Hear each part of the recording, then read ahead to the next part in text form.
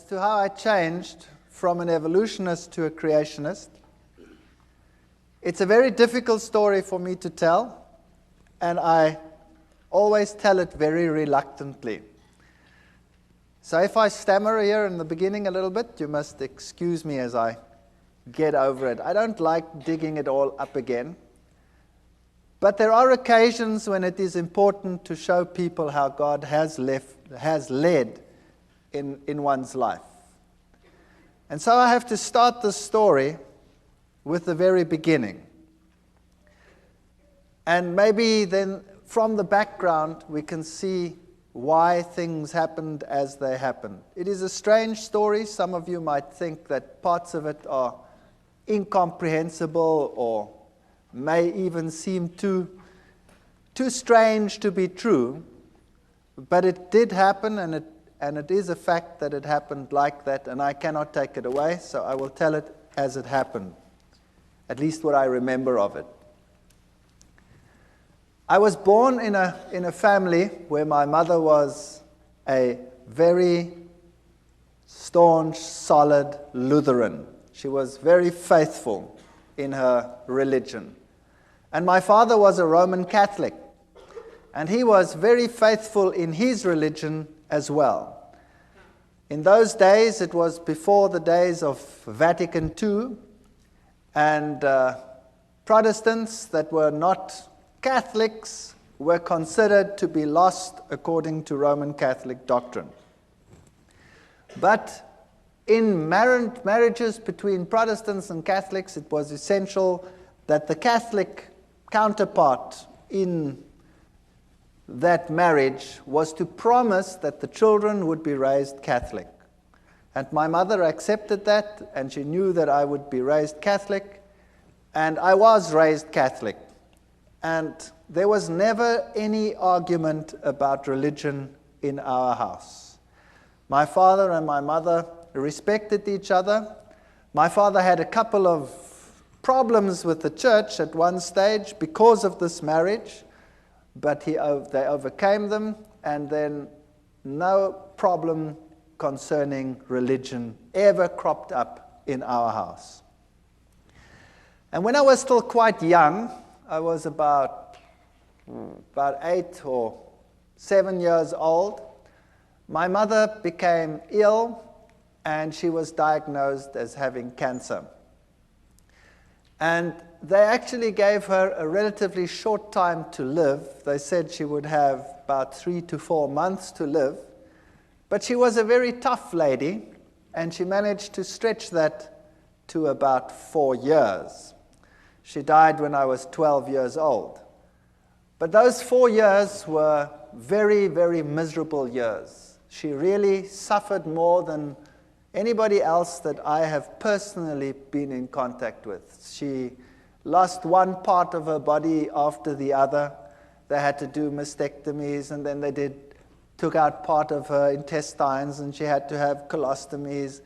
And eventually she just lost more and more and more, and she had one operation after the other. In those days, they weren't as sophisticated as they are today. They burnt her under the radium treatment. They forgot her there. They had to peel off black pieces. So she really suffered tremendously. And through all this, she never, ever, ever gave up her faith. And I was very attached to my mother. But because of all the problems in the house, and a mother that was on the verge of death for a long time, over a 4-year period, there was also quite a bit of tension in the house. Now, while at school, I received religious instruction, of course. I was in a Protestant, largely Protestant school. It was the German school. And I received religious instruction separately. The Catholics went to the nun, and she gave religious instructions. Now, I've met some very nice nuns in my life. And I've met nuns that are really gentle and soft people and are very nice to everyone around them. But this particular one, where I received religious instruction, was a very hard person, according to my youthful experience that I had at that time. And she would constantly tell me that it was such a sad thing that my mother, who being Protestant, would not see the kingdom of heaven, but that she would roast in hell forever and ever. And I resented this very much because I was very fond of my mother, particularly since she had such suffering in her life. And this carried on for about 4 years, while my mother was sick. And the more it carried on, the more rebellious I became about the teachings that I was confronted with. I used to attend church very regularly. I had to go to church every Sunday with my father. I went through all the things like communion and all the things that Catholics do. And I became so resentful in the end that I used to be incredibly cheeky in the religious instruction class. And I was then thrown out of the class and told that I was to sit outside in the courtyard. And then for a few years I had living hell in that school because the headmaster was somehow in cahoots with all of this, and whenever he spotted me, he used to thrash me. And I used to take this quite well. I can be quite arrogant, or I used to be very arrogant. Maybe not quite so much anymore, but if you bonks me on the bean, maybe the old man will surface. I don't know. I fight against him all the time. And he used to thrash me, and I remember distinctly I used to bend down, and he used to hit me once, 2, 3 times, and I used to ask him, "Are you finished yet, or is your arm lame? What's the matter with you?" And he used to get so angry that he used to really whack me, and when he got to 6, then I'd say, "One more, please, because then I can take you to court. You're only allowed to hit me 6 times. That's the law." So I wasn't very popular. But the point arose where I was sitting in the class one day, in the religious instruction class again, and this lady, this nun, told me again that people who were like we were, and particularly my mother, would go to hell forever and ever. And I got so angry, I took the catechism book and I tore it and I threw it at her feet, and I told her in not too kind a language, even for that age, what she could do with her God. And I was thrown out from that day on a permanent basis, and I had to sit outside in the courtyard, whether it rained or whether the sun shone. And my life in that school was absolute misery. I never told my parents. Nobody ever knew what was happening. There was another teacher as well who used to call me to the front. Before the class even started, "Would you please come to the front?" And I'd go and stand in the front, and he'd hit me left, right, and threw me out.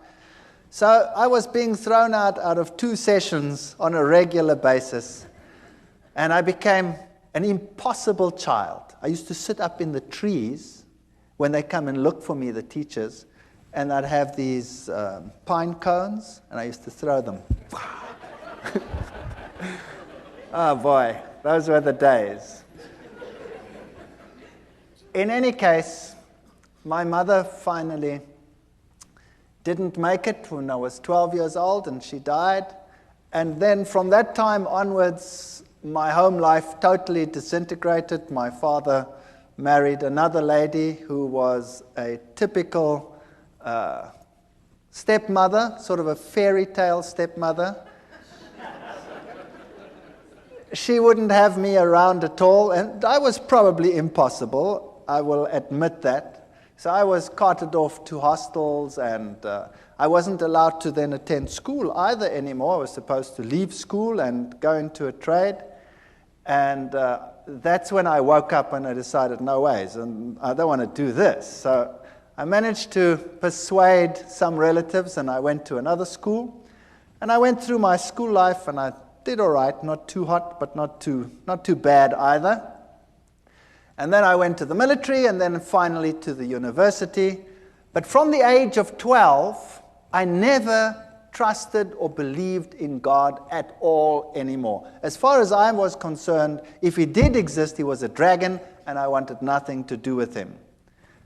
And when I came to university, there I studied science and I studied zoology, and I thought this was the greatest thing since sliced bread. And there I found out about the whole evolution theory, and I was at a university that was the bastion of evolution. Evolution was dished up for all meals. Every class had an evolutionary basis.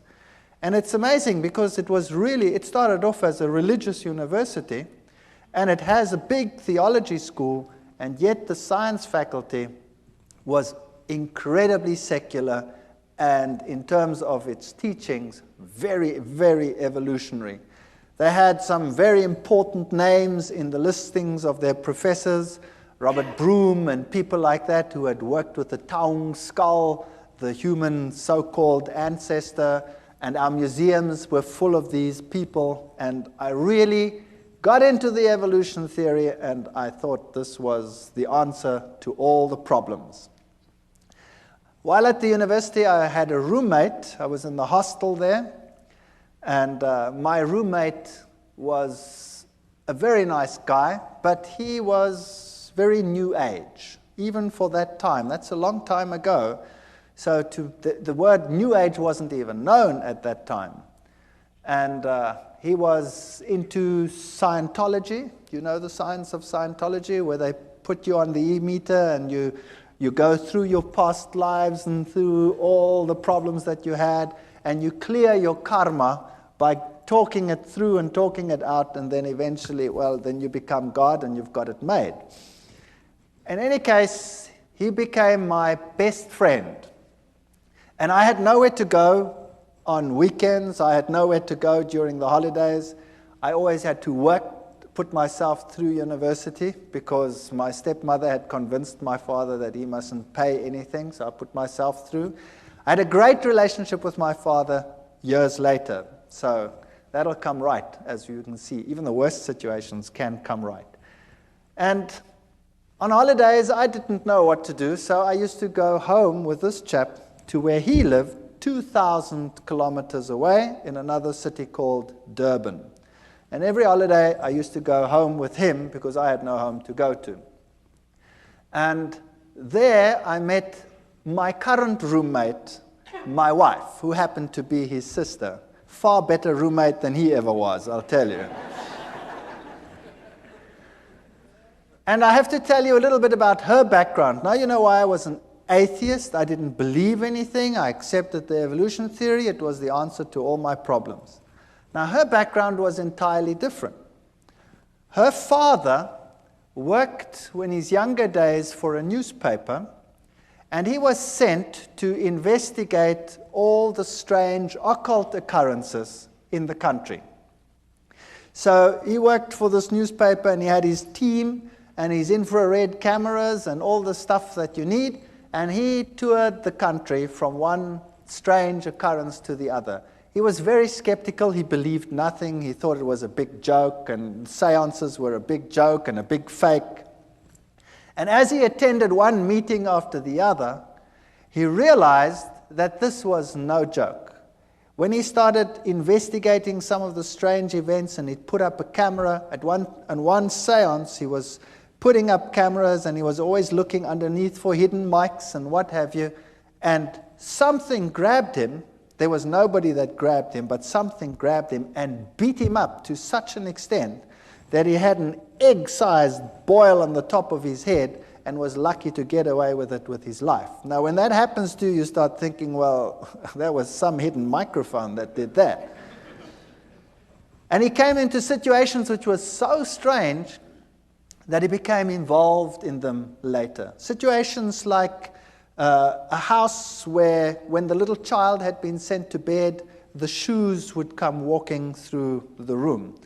And another situation where a newborn baby used to scream hysterically, and when the parents came in, they'd always used to find the baby on top of the cupboard, newborn baby, out of the cot, on top of a cupboard, and they'd walk up and just manage to save the child as it fell down.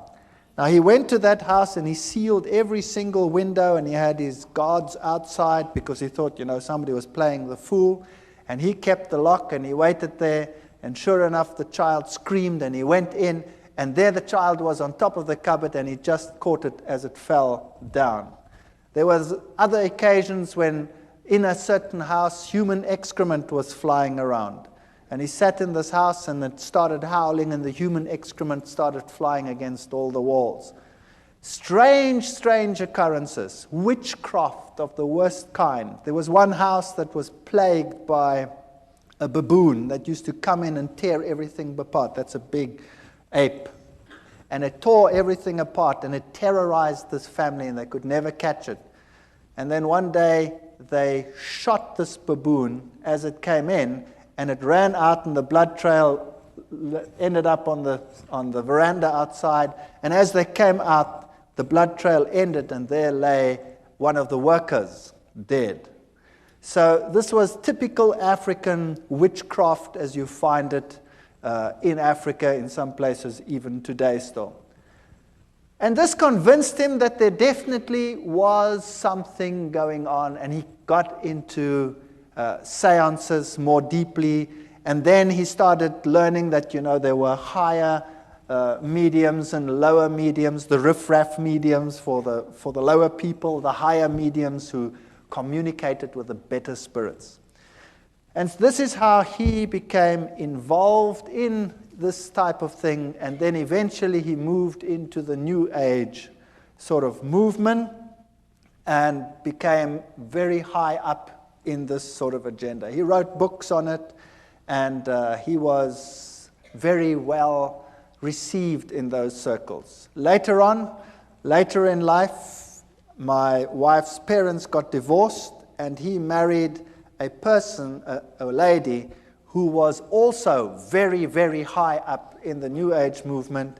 In fact, she is one of the instructors in the Course of Miracles. She teaches people how to become Christs and to perform miracles. Incredibly evil situations sometimes in that house, and the occurrences that happened in my wife's house as a child were very strange indeed. They would have one chair where there was always someone sitting breathing heavily. And they had a cane that used to go walking and a rattling and sort of things like that. She grew up with this situation. To her it was nothing. She was used to it.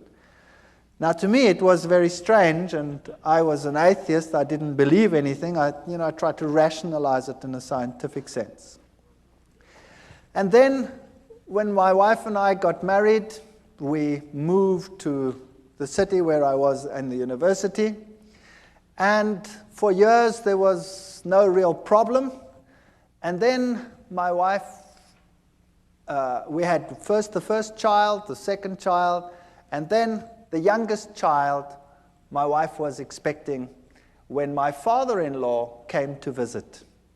And he moved into an outside flat that we had, an apartment, and there he stayed with us. Now, thinking back, I know that this is where it all started. Because if you have an occult presence, then you will have this influence on your home for a long time. I can perhaps tell you that when we were just married, we moved very close to them, and there were very, very strange occurrences in our house. Absolutely horrendous occurrences on some occasions. Our dishes would fly through the rooms and smash against the walls and things like that. Or you'd park the car and the car would rock and fall over against the side of the garage. We had very strange happenings on a previous occasion. But you forget about those things, and later on you rationalize them as well, and you say they didn't exist or they were strange. When my wife was expecting this last child, when my father-in-law moved in, she became very ill indeed. So ill that we didn't think that she would survive. And she was in hospital, in and out of hospital, and on a respirator, and she was very, very sick. And then we decided that there must be something wrong with this pregnancy, and the doctors had a look at it. And they said that the best thing to do would be to have an abortion, because child was probably dead. They didn't have a scanner at that stage in those hospitals, so they couldn't tell properly, and they didn't know whether this child was perhaps dead. So we decided that we'd have to transfer to another place where they could do a scan, which we then did. And she was very ill. She had a very high temperature, and they did the scan, and this little fetus was only about so big, and he was perfectly well, and he was sucking his thumb, and we decided that we weren't going to do this. We were going to sit through it and see what happened. And eventually, through 9 months of hell and of sickness and coughing, and more in hospital than out of hospital, my wife was discharged, the child was born, and this child was the most miserable child that you can imagine. He was impossible. He used to scream from morning till night. If you wanted to feed him, you had to wrap him round and round in a blanket so that he couldn't move his arms, or else he'd claw and scratch at you while you were feeding him. And if you put him to bed, he would scream and scream and scream. And so we had a technique where you sort of sit there and rock and rock and rock the bed until he finally falls asleep. Then you sneak off to bed and you try and fall asleep, and the minute you sleep, he screams again. And this carried on for months. It was absolutely chaotic. And nothing you could do could console this child. My wife was a wreck. I was a wreck. We were all totally destroyed. And then one night at 2 o'clock, I had a dream that I was being strangled. And it was so vivid that I woke up with this perspiration falling down my face, and my heart was pounding like some drum inside me. And I sat upright and tried to recover from this terrible nightmare. And the next moment, the little one in the next room screamed as if he was being murdered. And my wife and I got such a fright, we stormed out of bed, ran to this little baby, picked him up, and as we picked him up, he started shaking violently. And his temperature would rise, and then he'd go into fever cramps. And so you rushed him off to hospital, and they had a look at him, and they had to put him in a refrigeration tent. They had a tent sort of that's cooled, and put him on a drip, and then it would be touch and go whether he would live or whether he would die. And he'd recover from this and come back home as impossible as he was before. And it would go fine for about 2, 3, 4 weeks. I can't remember what the gap was in between. And then precisely 2 o'clock at night, exactly 2 o'clock, it was uncanny. We had a clock on our bed, and it was a display clock, so you could see exactly 1400 hours, and 2 o'clock, whatever it was, 2 o'clock in the morning, that's when I woke up, with this terrible feeling that I was being strangled. And I shook my wife and said, I've just had that terrible dream again. And then the little one would scream in the next room, and we'd run, and we'd pick him up, and the same thing would happen. It was so bad that we would think that we wouldn't make it to hospital, the child would die. There was nothing you could do. As soon as he started the screaming, his temperature would just rise, and it would just go so high that he would fall unconscious. Eventually, they got to know us so well that the hospital had this place prepared for him whenever it was necessary. They didn't know what was the matter with him. They could never find out. On one occasion, the doctor said they have to do a lumbar puncture because there must be something wrong with his cerebrospinal fluid. Maybe he has some brain infection that is causing this. And I remember taking him to this hospital, and he was just a baby. And afterwards, he screamed so that my wife became quite hysterical. When the doctors came out, they said, this is incredible. There were 4 adults that had to hold this child down. He was less than a year old, and the 4 adults had to hold him down because he was plucking them around. So this little chap was, if anything, definitely very much possessed. And you can rationalize it if it happens once, and you can rationalize it if it happens twice. But if it keeps on happening for weeks and months on end, that at precisely 2 o'clock you have an experience in one room, and then immediately thereafter there's a scream in another room, then the law of statistics tells you that no matter how atheistic you are and no matter how scientific you try and be about this issue, the two incidences are connected. And I was sitting in the hospital one day. My wife and I took turns to be with the little one, and he was in a very bad state. And it had happened for the umpteenth time. And there I was in the hospital, and I was marking papers. I remember it as if it were yesterday. I was marking. And all of a sudden, in this refrigeration tent, this child started shaking. And he started getting one of these attacks and fits in his bed. So I went and ran and called the nurse, and I picked him up. And he shook so that he tore the drips out. Now, this child had been on so many drips that they couldn't find the veins anymore on his arms or on his legs. So they had to put it into the veins here on the head. And he shook so that they tore out. Now I've got this child in this fit, and I've got this child with his thing torn out, and he tore the vein completely, so the blood was running down his face. And it was such a horrible sight that I went crazy. I couldn't handle this. And eventually he calmed down, and they put him back in the tent, and they got the drip back in, and he managed to survive the night. But that night I sat there and I said to myself, what can I do? There is no medical help. Nothing can help us. And the two incidences must be connected. Where do I find help for this situation? And they tell me, once a Catholic, always a Catholic. And as I was sitting there that night in that hospital, mulling over these things, the images of the Catholic Church and its power over demons, and the film The Exorcist was just in circuit. And I thought to myself, perhaps I can go back to my old church and ask them to help me.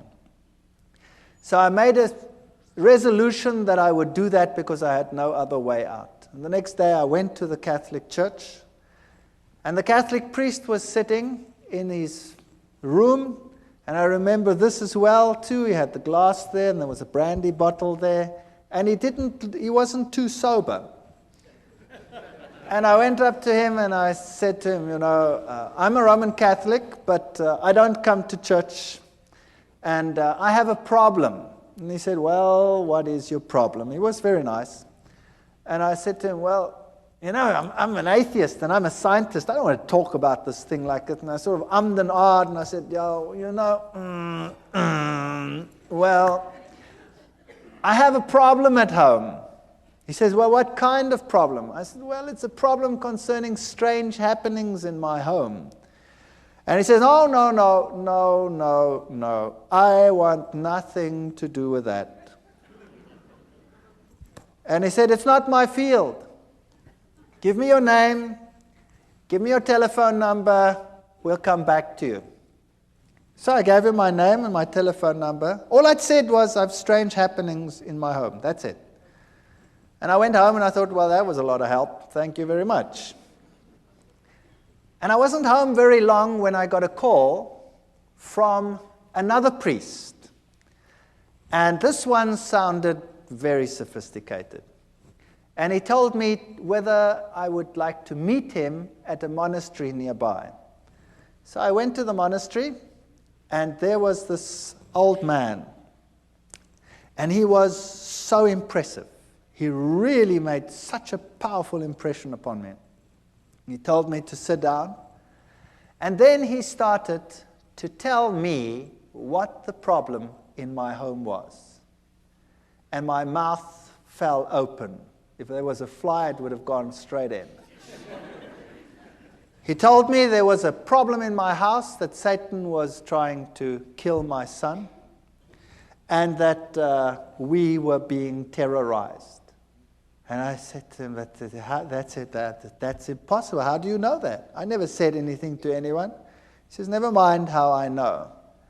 I also know, he said, that the problem in your home is so severe that it will take the highest levels of action in order to get rid of it. And we will also have to say a mass in your house. And then he said to me, it is illegal for me just to say a mass in any house. To say a mass in a private house, I need to have permission from the bishop. And I already have it. Here it is. And there was the signed permission from the bishop to say a mass in my house. He knew beforehand what was going to happen. He knew beforehand that he needed the permission. And everything was arranged before I even told them what the problem was. Now, that blew me out of the water. Then I said to him, fair enough, then you can come to my house and you can do whatever you have to do. But I have a problem in that I am an atheist. And I haven't been to the church. And now you're going to say mass and all these things in my house. And, I've been a bad boy all these years. And he said, but surely you won't be an atheist anymore. And I said, what about my wife? She's not even Catholic. She's Dutch Reformed. He says, no problem. So he came and he spoke to my wife, and my wife was as impressed as I was, very impressed. And he said, take me through the house. And we went through the house, and when we got into the little one's room, all of a sudden, he started falling around. And he couldn't stand anymore, this old man. And I stood there behind him, and I was sort of doing this behind him, like they do on the stage in some of these ministries where the guys fall out and they don't know which way they're going to fall. Well, it happened there as well. And here he was, shaking and perspiring and really being battered. And eventually it calmed down, and we went to the other rooms, and then we came into our bedroom, and he was thrown around again, but not as bad as in the little one's room. And then he said to me, the little one's room is the worst place in your house. Now we have to exorcise your entire house. Bring me some water. We brought him some water. And then he took out special salt, which he said was very special exorcism holy salt. And he made the sign of the cross with the salt in the water. And then he also told me that he had a special ring with him which had the relics of a particular saint that was potent in terms of exorcising. And this priest, had been an exorcist for the Roman Catholic Church in many countries. He was Irish. And then he took this bowl of holy water that he had made, and he went to every single window and door in the house. And he took it and he put a cross on the windows. And of course, as it evaporates, you have this faint cross of salt on your windows. And he went through the entire house with this holy water, and then he put the holy water down. And he said, now we tell the Mass here in this child's room. And he prepared everything. And as he was preparing, we had lots of pets in our house. We had a dog and 2 cats and you name it, all the good stuff that one has when one has kids in the house. And as he was preparing, all of a sudden, all the animals came running into this room. And there they sat. And I looked at this and I said, well, this is weird. What's going on here? And he did the Mass. And then before he left, he said, what you have to do now is above every child's bed, you have to put the following. And he took out of his pockets amulets from Lourdes, where Mary had appeared. And he gave an amulet from Lourdes. He said there were many fake ones. This was the real thing. And we had to put it above each child's bed. And then he did an amazing thing. He took his ordination cross off.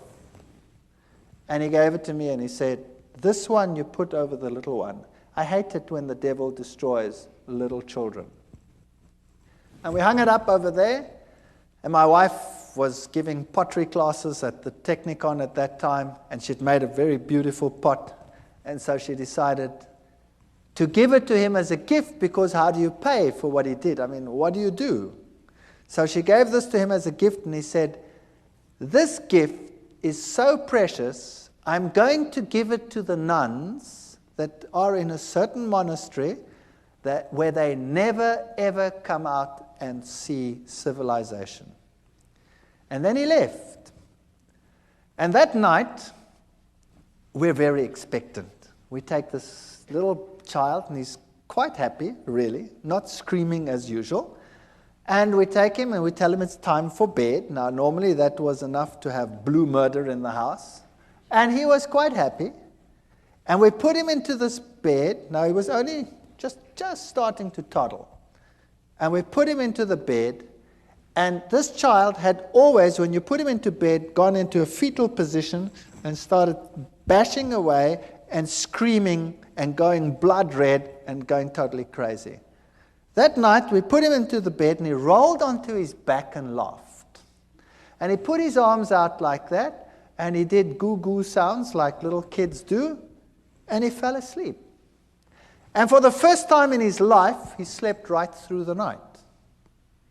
And the next night, he slept right through the night. And the next night, and the next night, and the next night, and the next week, and the next month. And here was I, the hard-nosed atheist scientist who knows it all. And here was peace and quiet in my house. And then I realized that I do not know it all at all. And I said to myself, now what am I going to do? Here is a major problem in my house, and the church solves the problem. Now, am I going to ignore it? Or am I going to say, there is a God, and I have a responsibility towards this God? And I wrestled with this for a number of months. I really wrestled with it, and my wife wrestled with it. And then I said, well, I have no choice. I have to go back to the church. Fortunately, my oldest son was at the point where he has to go to communion classes, so that gave me an alibi to go to church. So I went to church, and one or two students, it's a small university town, still say, what are you doing here? I said, well, my son has to go to communion, you see. And I started going to church, and I became quite involved in the church again. Every Sunday, faithfully, everybody went to church. And my wife started saying that this is the way to go. She also wants to go to church, but she didn't get herself quite that far yet. And because there was such peace and harmony in the house, we became more relaxed. And one day I was sitting there, and I thought to myself, this house needs a change. And typical German, I said to my wife, if we did this and that and the other, then, we could do something with this house. And I climbed into the roof and looked what was a bearing wall and what was not a bearing wall, and then I just took a sledgehammer and smashed out everything that irritated me. And we decided to restructure the whole house, which we did. I managed to accumulate some money, and I wasn't in great problems. And then we redid our entire house.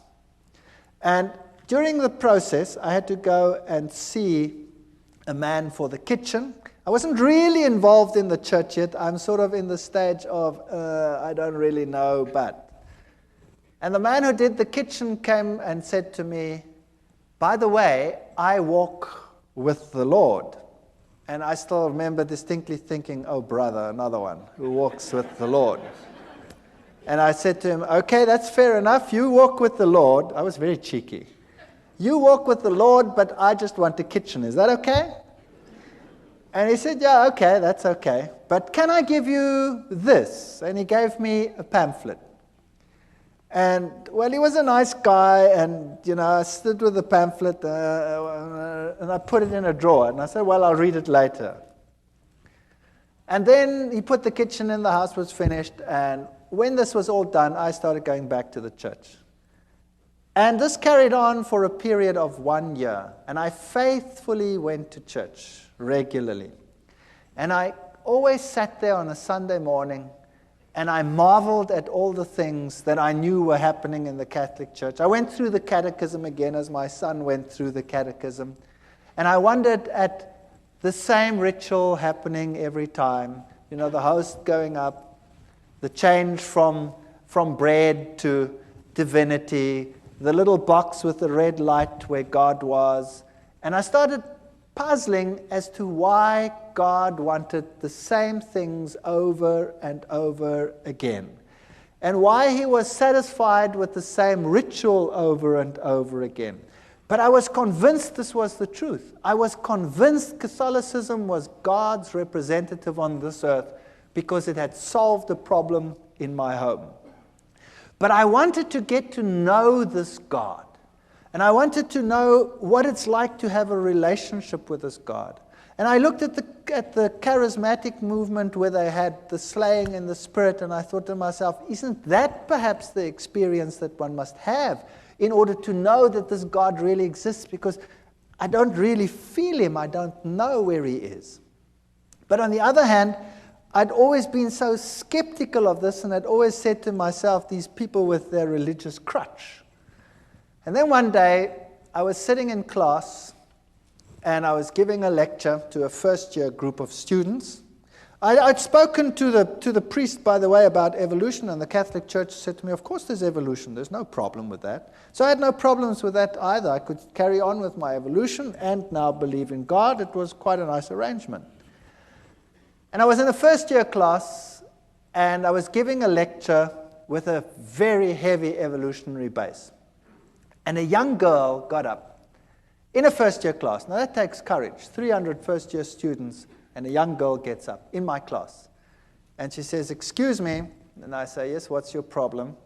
And she says, what you are saying is against my beliefs. What you are saying is a lie. I believe that God created the heavens and the earth. He is the creator of the universe. Well, I nearly exploded. I destroyed her. I ridiculed her. I finished her off. She sat down and she cried in my class. And I thought, well, job well done. And then the class was over, and all the students were very impressed at all the eloquence I put onto the board and proved to them what a ridiculous idea this was that this young girl had postulated. And I went back and sat in my office, and then there was a question earlier about conscience. Do you remember it? Well, this little voice here wouldn't let me go and kept on telling me what a mean son of a gun I was. And how could I, in front of everyone, attack and humiliate this young girl to such an extent? And I felt really bad about myself. My conscience wouldn't let me go. And I didn't know how to handle this. So typical Catholic way, I thought, well, on the way home for lunch, I wouldn't stay far from the university, so I always went home for lunch. I'll go by the Catholic Church and sit there for a while, and hopefully the feeling will go away. So I drove past, and I went into the church, and I sat inside, and it was locked. The door was open. You could come to a few pews, but around the altar it was locked, because thieves had been stealing. And I sat there and I spoke to God, and I looked at the little red light, which means that the host was present there, so God was present. And it struck me that he was locked up in that little box. And then I sat there for a long while, and I was tortured in my soul. I was tortured. And I said to myself, do you know, God must be here because he did such wonderful things in my home. My family is totally different. My wife was willing to be converted. I'd called the Catholic priest to our home so that she could become a Catholic. And for some reason, he just never made it. He never made it. He always had something on, but he was still going to come. And I sat in that church and I wrestled with God, and I told him that I have all these feelings and I don't know where he is, and I've never really met him. And I know that in other churches, all these exciting things happening, and here, we have the same thing every Sunday, and where are you? And I sat there in the pew and I said, okay, God, if you really exist, then now you must show me, because I really cannot find you. And with that feeling, I went home, feeling a bit better. And typical me, I was home quickly, and then I started rummaging in the drawer. I was looking for something, and all of a sudden, as I rummaged in this drawer, I pick up this pamphlet. This is now a year after this man who was walking with the Lord gave me this pamphlet.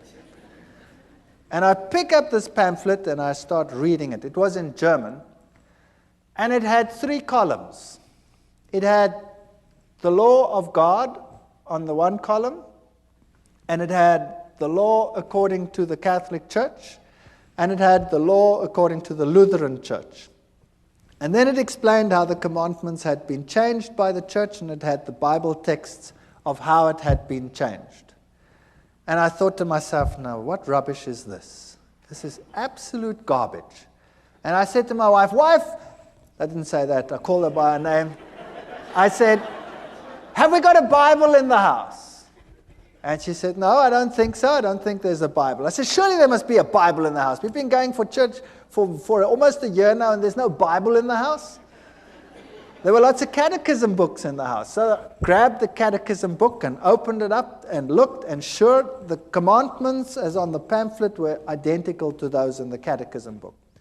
And then I remembered an old box that an old lady that had died had left me. And I'd put it in the garage after having sorted out some of the things. And I remembered there were a whole lot of books, and I knew that little old ladies probably would have Bibles. So I went outside in the garage, rummaged in this box, and sure enough, here was an old Bible, an old German Bible. So I went inside and opened it up, and there it was. The 10 Commandments were totally different to what they were in the catechism book. And this puzzled me. So after 1 year, I phoned this cabinet maker, and I said to him, remember me a year ago, you put a kitchen in for me? He says, you know what? I've been trying to phone you all day. I had this feeling I must phone you, but I don't know why. What's the matter?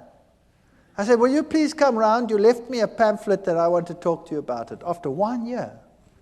And he came round, and he was a nice guy. And we started talking. And then we started talking about the scriptures and about the Bible. And we started talking about the book of Daniel and the prophecies pertaining to Daniel chapter 7, and I went through it with him, and we wrote, and we worked till about 3 o'clock in the morning. And he came the next day and the next day, and in 3 days we'd gone through Daniel and Revelation, all the historic facts and all these things, and I wouldn't believe a word of it. And then I decided that the only way we're going to resolve this is if I check whether every one of those facts is really so. Whether those kingdoms and those kings and all these things are really so. So I went back to the university, to the history department, the theology department. I got everything that I could lay my hands on, and I checked and verified, and it was really so. And then I started finding out that the little horn of Daniel chapter 7, if you take it as the Bible says, can be none other than the Roman Catholic Church. What a shock that was to my system. Then I got the Protestant view of the little horn being Antiochus Epiphanes IV, and I went through all of that and found out, but it can't be him because none of the criteria fit. And also how the scripture had been changed on some of these points. But to be fair, I invited the Roman Catholic priest to my home. And I said, would you please come to my home? I have to talk to you on an issue. And he came. And my wife was there, and I was there. And I took the Bible, and I took the chapters in Daniel, and I went through with it in detail, and I showed him the change of the commandments and all these things. And then he said to me, I can't talk to you on this issue because I'm not into scripture at all. And I was stunned. Here was a priest, and he was not into scripture. He says, we have some specialists who are into scripture. But it doesn't make any sense to me, he says. And then he left. And then I had the ministers of other churches, and we argued right sometimes till the late hours of the night as to what the little horn was. And every time they come back to Antiochus Epiphanes, I'd show them, but it can't be because he comes after Rome, etc. It can't be in Greek times. And eventually they would all leave as well and say it can't be any other way. So I was confronted with this tremendous dilemma. And then the worst thing of all was we started talking about the Sabbath, this other man and I. And we went through the whole Sabbath thing. And then I said to him, but this is ridiculous. How can you keep a commandment which you keep because the Lord created in 6 days the heavens, the earth, the sea, and all that in them is? That's ludicrous. Everything came into existence through evolution. And he said, no, it came into existence through creation. God created it. You know, and the little girl pops up into my mind. And I said to him, but that's rubbish. He says, I'll prove it to you. I said, you try. And he tried. The next day he was at my house with a pile of books like this, all on creationism, and he gave them to me. And I remember going through those books. I was sitting in my office. I used to give my class and run back, and I went through those books very quickly. And I gave them back to him in a very short time period and said, there are your books. And he says, what do you think? I said, I've never read so much garbage in all my life. So he said, don't worry, and he brought me another pile like that. And I went through that lot, and it was so confusing and so full of garbage. So I gave it back to him. And I said, it's so unscientific. I cannot accept this. So we argued about God being a creator or not a creator, and I would kill him with science. I had all the terminology. I was a lecturer. I was an evolutionist. I knew what to tell these people. I've been trained to wipe out people who oppose, the scientist on any of these fields. And he got so frustrated with me. And then one day he was so frustrated, he says, you know what? I said, what? He says, I haven't got a problem with evolution creation. You have a problem. You solve it.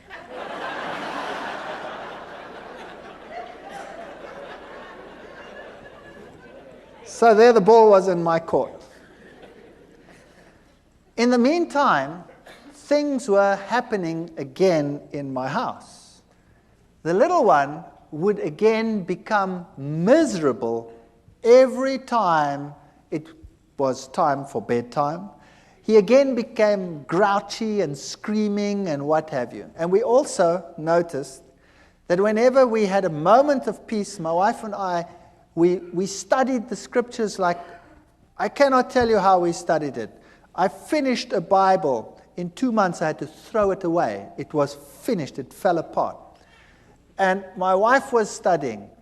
And she had tremendous problems with the Sabbath idea. It made no sense. It was so stupid.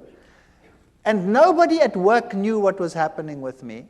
And one day I came to work, and the secretary in the department came up to me and said, I've got something for you to read. And she handed me a pile about so thick of documents. And when I looked at them in a spare moment, I saw that it was a long piece of writing against the Sabbath. And it was written against Seventh-day Adventists. And this stunned me because nobody at work knew what was happening with me. I mean, a scientist would never admit, that he's now talking about and thinking about religion. That was ridiculous. My colleagues were all atheists. And I took this and I thought to myself, no, what am I going to do with this? I haven't got time with this. I'm wrestling with evolution. So I gave it to my wife. And I said, here's fodder. You go through this. Maybe there's a way out of all this. And she meticulously went through every statement. It was really a thick, thick thing written against it. And while I was wrestling with evolution, she was wrestling with that.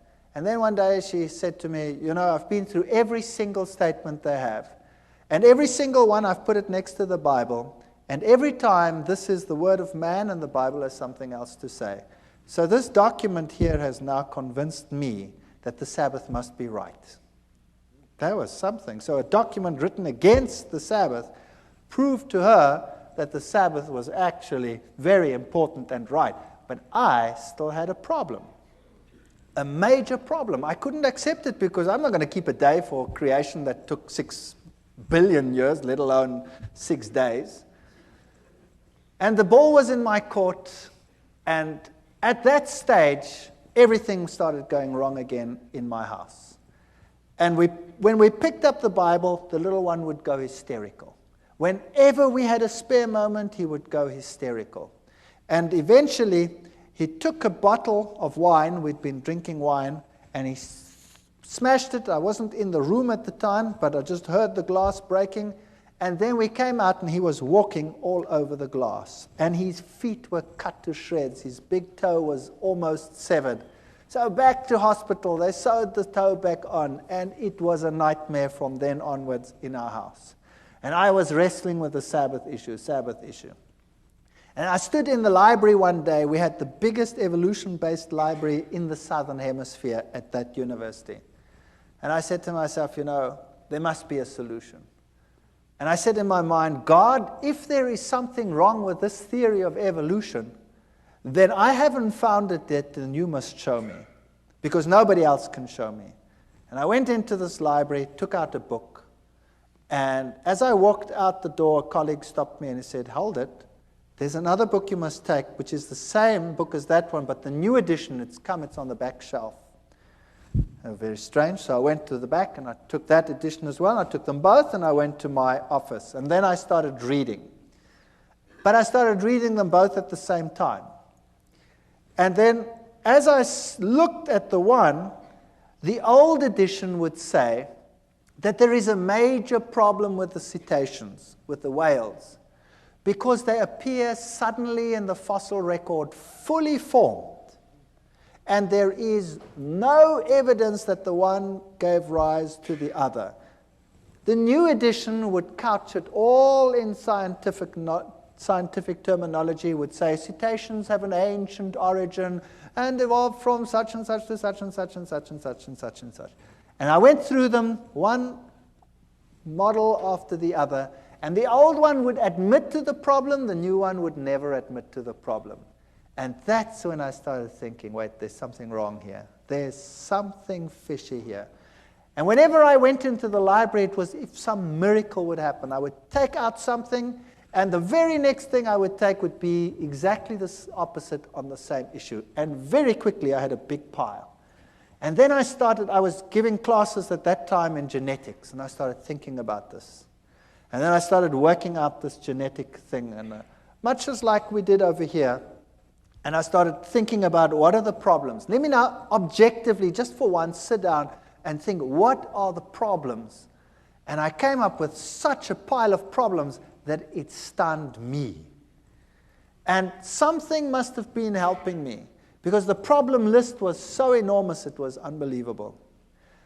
And then one night I was sitting at home, and child was impossible. He went to bed, and we went to bed. 2:00 at night, I had a dream.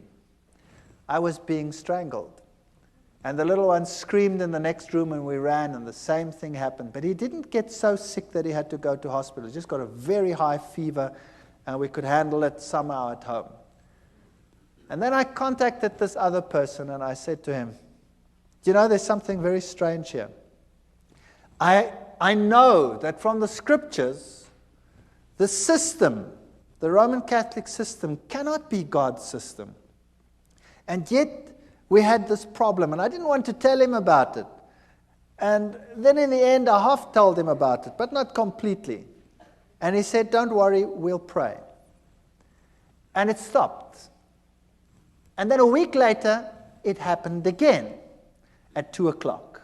And what had happened, unbeknown to me, he had gotten a number of people together and told them to pray at 2:00 every night. Get up. And they set their alarms judiciously and got up at 2:00 and prayed for a family they didn't even know. And there was total quiet in which we could really study our Bibles in peace and quiet.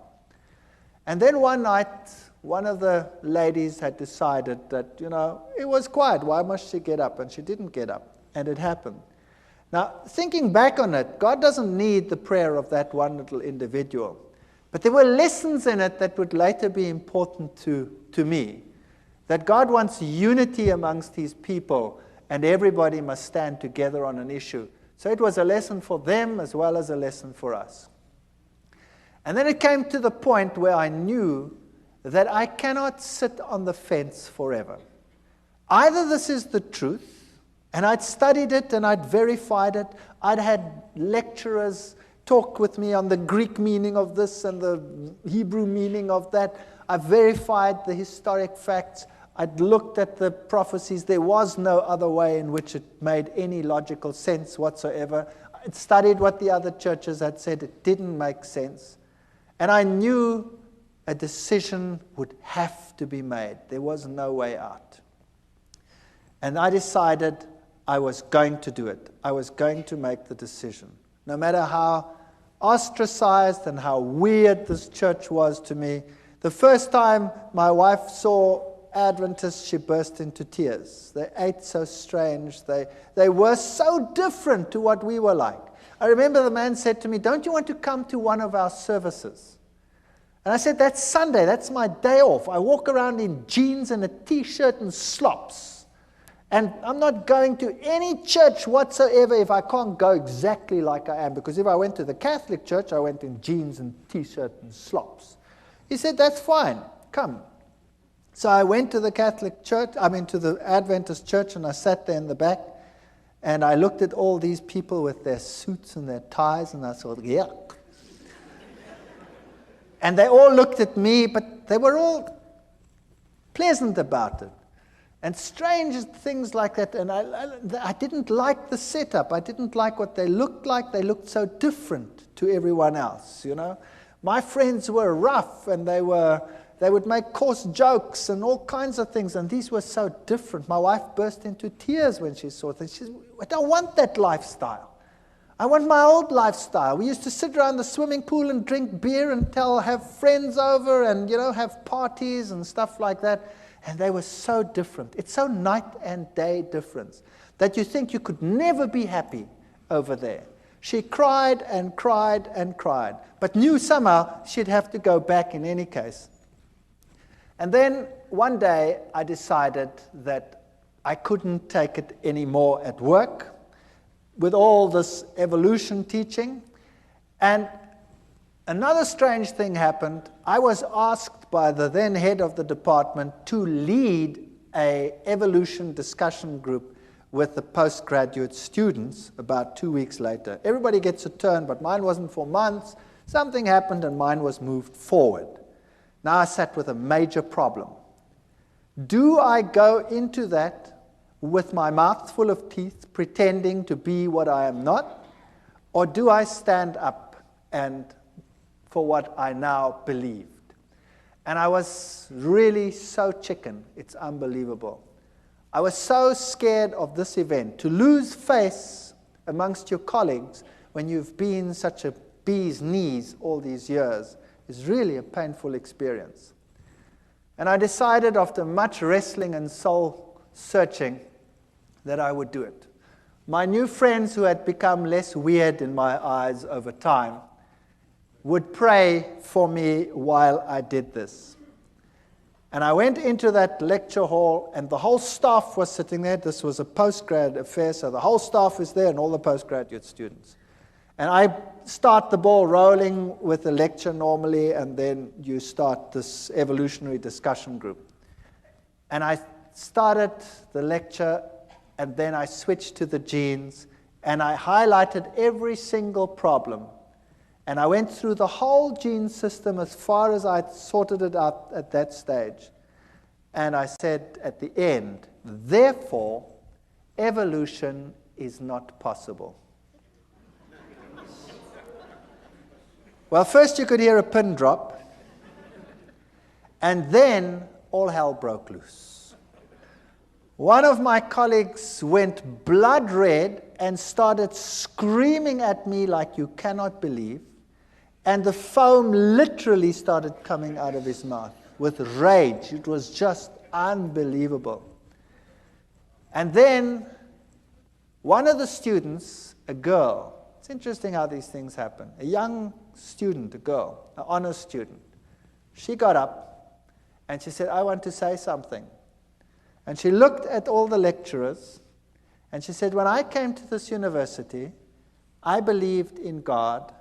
I had a good life, I had a good relationship with God, And now I believe nothing anymore.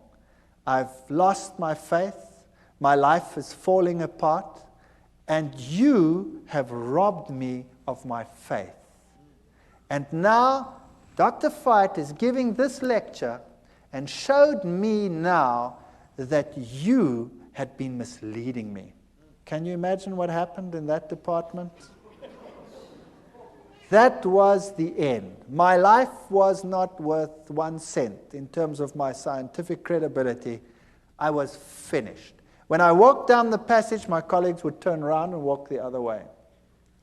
And I decided there and then that it was impossible for me. Then we had a meeting, a special meeting where they decided that the basis of all teaching must be evolution.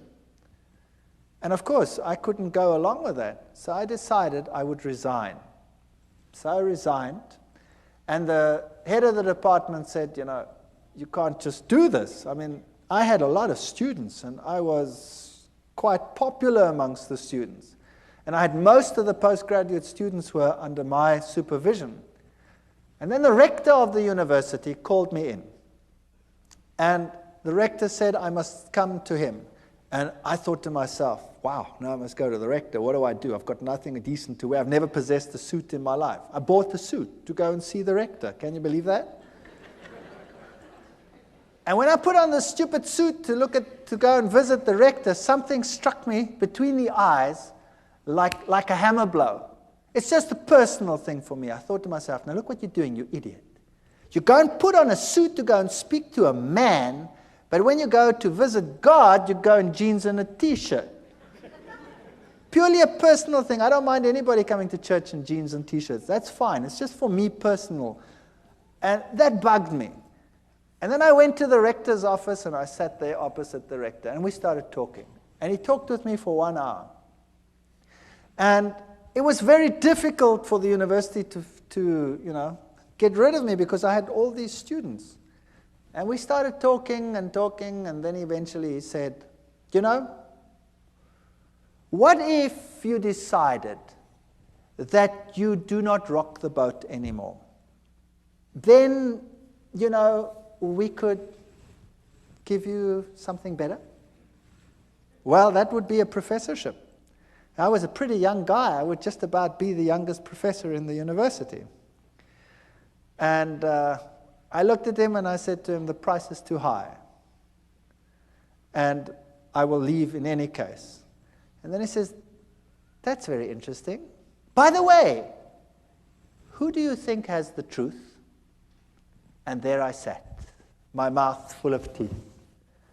Do I admit that I believe that some little sect that everybody detests has the truth? And do I say this to a man who has this high position in this university and in the government at large?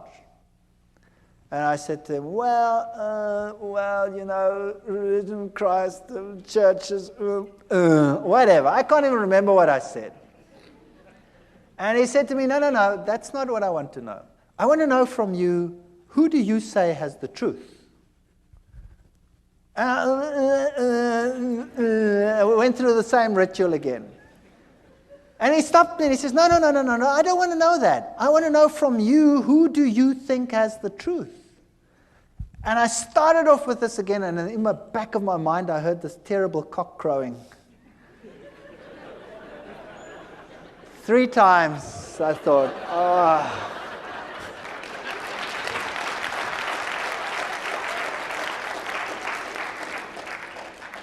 And I said to him, well, I think it's the Seventh-day Adventist church that is preaching the truth. And I thought, no, that's it, I'm a dead man. And he said nothing, not a word. He just said, oh, well, thank you very much. Congratulations on your choice, and I hope things go well with you. And that's it. And I've resigned from the university. And I put my house on the market, and the very first guy that walked into my house said, wow, what a house, and he bought it. The very first guy. And there I had this money, and I knew now my scientific credibility in the world was over. University was a career that I'd given up for my faith, and God would take care of me from now on, and things are going to be just honky-dory. I'm going to now take this money, and we're going to do something great with it. We're going to start a little farm somewhere, and we're going to get people to come, and we're going to witness, and we're going to do great things with all this money. And I got some guys together, and we started this thing. And then we planted wheat, and the wheat grew like crazy. And it stood so high that the farmers in the entire district came and said, "You guys, you were at university, you know something special."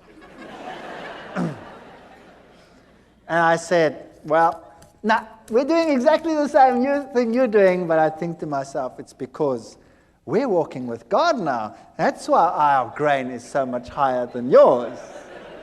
If you would do the same thing, then your grain would also be better. You see, once a Christian, boy, everything will go just great. And I was quite happy to be out of the university, and we moved out to this place, and we started this whole thing going. And then our money was all invested in the land, and we invested lots more money on loans and things for whatever is necessary to put in the wheat crops and all this sort of thing. And then a flock of birds arrived, such as you have never seen in your entire life. And they ignored all the farms with the little wheats on them, but they sat on mine and made it home. And they were just stubbles. And then, you name it, it went wrong. Sanctions came in against South Africa at that time. The economy was totally destroyed. Interest rates that had been at 3 and 4% shot up to 28, 30, 36% in some cases. And loans that were nothing to repay became a total nightmare. And the only means of making money was taken away, and we were totally destroyed. Everything I ever possessed was gone with a wave of a wand. It just ran through my fingers. And all the crutches that I'd been leaning on were gone.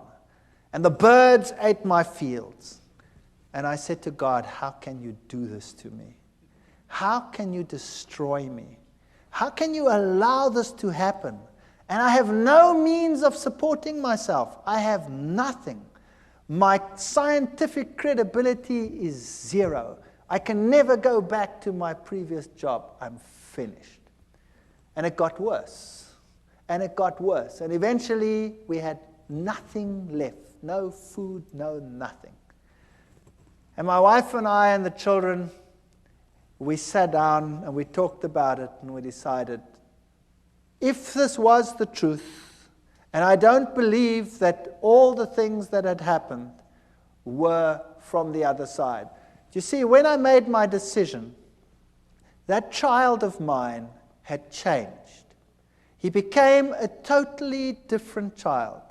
Whereas before, he wasn't sick, but he had a dark, somber look in his face. He changed to such an extent that he became the sweetest, nicest child in our entire home. He became a pleasure to live with. And I knew that what had happened before was a ruse. I know the Bible says Beelzebub wouldn't drive out Beelzebub. But what had happened in my house is that he wasn't driven out by Beelzebub. When the Catholic Church had come and done its thing, Satan had told his demons, "Stand back." And when you stand back and allow the child to lie back and relax, they will be ensnared twice as much as they were before. And it happened. But after we made our decision, this child was completely cured. He is the most spiritual of all my children. And he is so different that I knew that had to be from God. It was a totally different ballgame. The other interesting thing that happened was that same Catholic priest, After all this time, more than a year, out of the blue, while I was wrestling with this decision, phoned me. And I picked up the phone and I said, "Hi." And he says, "I'm Father so-and-so." And I said, "Yes, that's strange. Why are you calling me?" And he said to me, "You know your father who's dead? Your father is having terrific problems out there in purgatory." It's true. He said that. And I said to him, "But how do you know?" Having done the study on the state of the dead and all these things and knowing what happened, I said to him, "How do you know?" He says, "The nuns that never see the world, they have been told by the other side that your father is in trouble and he is in trouble because of you. And you had better get back to the church quickly. And you had better start praying and having masses said so that this problem will go away." And I said, "Thank you very much for the information," and put the phone down and remember thinking, "You're too late, devil. You are too late." That man was a nice man, and he is deceived, I know. And the Lord will hopefully lead him to a better life and a better understanding one day. But here I was on this farm with no money, no means, no nothing, destroyed career, no chance of getting back, ostracized, laughing stock of the academic world, and no money. And we knelt down and we claimed every promise in the Bible and said, "Lord, you have promised you will take care of all our needs. You have promised that the children of a righteous man will never be seen begging in the street. There is no way out of the dilemma that we have. There is no money, there's no food, there's nothing. But we believe your promises." And we wrote a letter, and we put it down in writing, all the promises, and said, "You cannot lie. Therefore, these promises must be for us. And if our life out here is destroyed and our farm is destroyed, then so be it. There must be something else that you have in mind." And then we went to bed. And the next morning at 8 o'clock, the phone rang, and a professor from another university phoned me and said one of his colleagues has got a major problem and has to go away and has to take extended leave for a year. And they need someone to replace immediately, and the subject being taught is exactly the same field that I was in. And I said to him, "Well, what do you want me to do?" He says, "Well, you could come and give the classes." And I said to him, "But, what about, He says, "Never mind, as long as you stick with science, and who cares, it doesn't matter. You come and would you do that for us? We're in a jam and we need someone and we know that you're available." And I said, "Well, that would be great. Thank you very much. When do I start?" And he says, "Well, we'd have to get it through the committees and probably in 3 months' time." And I said, "Okay, thank you very much." Put the phone down and said, "Nice try, God, but in 3 months' time, I'm dead meat. I've got nothing to eat." And I was so depressed. And then about 20 minutes to half an hour later, the phone rings again. And it's the same man. And he says to me, "Something strange just happened." I said, "What happened?" He said, "I went to the rector's office to have him sign this thing so we can start the ball rolling. And the rector says, 'I have no time. I have no time for committees to call them together to get the process rolling. What is it you want?' And I explained to him what I want, that I have to replace it. And he said, 'Come here, I'll sign it.' And he signed it and he said, 'Appoint the man. He can come tomorrow if he has to.'" So I said, "Wow. So when do I start?" It was Thursday. And then he said, "Monday. You start Monday." I said, "I start Monday?" And I was in another little town, and I had a farm, and there were cows. I was bankrupt, and who was going to take care of these stupid cows on the farm? And 10,000 problems to be solved in one weekend. Impossible. And I put the phone down, and I said to my wife, "I've got a university job. Only for a year, probably, but it's okay. We've got something to go to. I start Monday, but who's going to take care of the rest?" So we prayed, and we said, "Lord, You have one solution. Surely you, knowing everything, must have the other solutions. And we had hardly finished when there was a knock on the door and a young couple arrived. And this young couple said that they were farmers in another country to the north of South Africa. And they were Seventh-day Adventists. And they had been working for another farmer, and he had told them if they are not prepared to work on the Sabbath, they must go, and he'd kicked them off the farm. So he had lost his job because he kept the Sabbath. And he said to me, I've got nowhere to live, I've got nowhere to stay.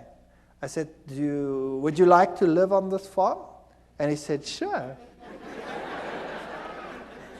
And I said, I can't pay you anything. He says, that's okay. You don't have to pay me anything. Can I live here? I said, sure, you can live here. And whatever you sell from the milk, you can keep that for yourself. And I thought I would pay the interest of all the loans that I have with my salary. And it was solved within 24 hours. There was a man on the farm who wanted to live there for nothing and take care of the farm and live off the proceeds. And I had a job at the university. And I went to this university and I started teaching. And for the first few weeks, of course, I had no salary, no money. Also, another miracle within that same period, I got a house in the middle of a month, and I didn't have to pay till the end of the month. My kids went to school, and they got clothing, school clothes. They wear uniforms in my country. All the clothes, all the sizes. We'll put it on the bill at the end of the month. But I had not 1 cent to even buy a little bit of food to carry on. And then I got into the car, and I don't tell people that I'm in financial trouble. I got into the car, and I was driving around, and we've been driving. The last bit of gas was just about going. And my daughter says, what's this here? And she picks up 150 rand. That then was the equivalent of about $150 in the back. She says, it's lying on the floor. And the next week there were another 150. I don't know how it got into the car, but it kept us going until my first salary check arrived. Now I can tell you, this is the real truth. There were times when we had very hard times, when we had virtually no money. All my money went into interest payments. And there were times when we really ran out and had no food whatsoever. And I remember one day sitting around a table with no food, praying to the Lord and thanking Him for what we were about to receive. And this is the truth. When there was a ring on the door, and we went outside and there was no one, but there was a basket full of food on the floor. And this is a fact. I want to tell you something, that if you know the living God, your road might not be a rose garden. You might not have the best of everything you need, but your water and your bread will be sure, and He will take care of you. While I was at that university, I was only teaching for 3 months when riots broke out within the university. There was such chaos in my country. There were riots everywhere. The rector ordered postponement of the exams, and then it didn't fit the timetable. Somehow it didn't fit. And one day I had to write earlier, and all my exams were on that day. And this head of department called me in then, and I said to him, what must I do now? I've finished here. I've done everything that I must do. And for 6 weeks, there's nothing going on, just riots on this campus, no exams. I've got no exams coming. What must I do? He says, go away, go to the moon for all I care, and come back in 6 weeks. And in the meantime, somebody had arranged for me to go away for 6 weeks to the United States and to other places to look at all the petrified forests and things in the world. And I'd said to him, forget it, it's impossible. I've just started. I can't go and tell the man I want to go away for 6 weeks. And there were the 6 weeks. And I could go on this study tour. You saw many of the slides here. I could tell you one story after the other. I could keep you busy all night. I want to tell you that the Lord intervened with such power in our lives. And as we went through life again, back at the university, they started respecting me for the science that I was doing. And eventually I was given a permanent position. And eventually I started right at the bottom again. I was senior lecturer, here I was just a lecturer. And eventually I became a lecturer, and then a professor and head of department, in spite of what I believe, in spite of what I say.